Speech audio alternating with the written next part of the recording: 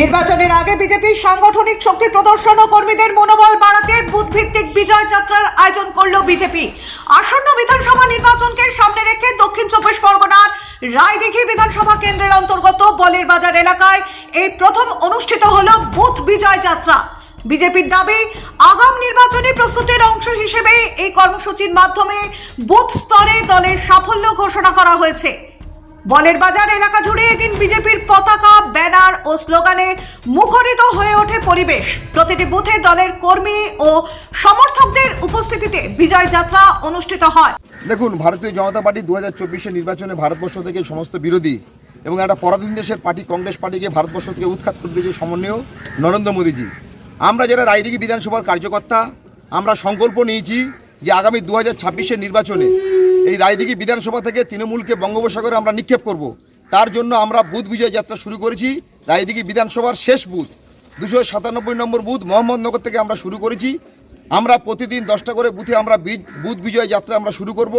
প্রত্যেকটা বুথ কর্মী যারা পার্টির জন্য প্রাণপাত করছে তাদের প্রত্যেকের বাড়িতে গিয়ে আমরা ভারতীয় জনতা পার্টির উত্তরীয়দেরকে সম্মান জানানো, তাদের পরিবারের সঙ্গে দেখা করা, যাতে আগামী দিনে তৃণমূল নামক বস্তু এই যে দুর্নীতি, সন্ত্রাস, ধর্ষণ, খুন, রাহাজানি করছে পশ্চিমবঙ্গে, যাতে এর থেকে সাধারণ মানুষ মুক্তি পায়, পশ্চিমবঙ্গবাসী সুরক্ষিত থাকে, তার জন্য কিন্তু আমরা আজ 2রা জানুয়ারি 2026 আমরা রায়দিঘি বিধানসভার শেষ বুথ থেকে আমরা বুথ বিজয় যাত্রা শুরু করেছি।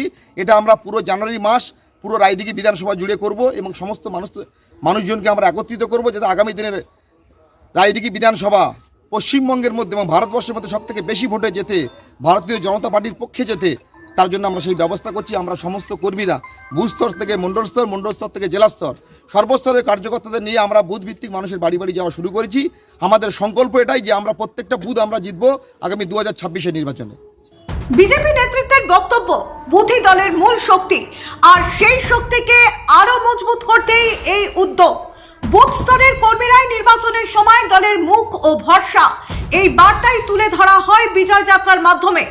এই কর্মসূচিতে বিশেষভাবে গুরুত্ব দেওয়া হয়েছে বুথ কর্মীদের সম্মাননা প্রদানে। বিজেপির তরফে প্রতিটি বুথে সক্রিয় কার্যকর্তাদের উত্তরীয় পরিয়ে সংবর্ধনা জানানো হয়। দলের দাবি, দীর্ঘদিন ধরে সংগঠনের জন্য নিষ্ঠার সঙ্গে কাজ করে যাওয়া কর্মীদের স্বীকৃতি দেওয়াই এই সম্মাননার মূল উদ্দেশ্য।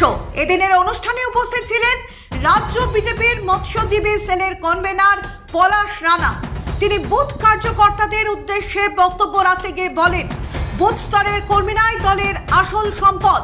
তাদের পরিশ্রম ও ত্যাগের ফলে বিজেপি আজ রাজ্যে শক্তিশালী বিকল্প হিসেবে উঠে এসেছে। তিনি আরও বলেন, আগামী বিধানসভা নির্বাচনে প্রতিটি বুথের সংগঠনকে আরও শক্তিশালী করে তুলতে সবাইকে ঐক্যবদ্ধভাবে কাজ করে যেতে হবে। বিজয় যাত্রাকে ঘিরে কর্মীদের মধ্যে দেখা যায় ব্যাপক উৎসাহ ও উদ্দীপনা। বিজেপির পক্ষ থেকে জানানো হয়েছে, আগামী দিনেও রায়দিঘি বিধানসভা কেন্দ্রের বিভিন্ন এলাকায় এই ধরনের বুথ ভিত্তিক কর্মসূচি চলবে, যার মাধ্যমে নির্বাচনের আগে সাংগঠনিক প্রস্তুতি আরও জোরদার করা হবে।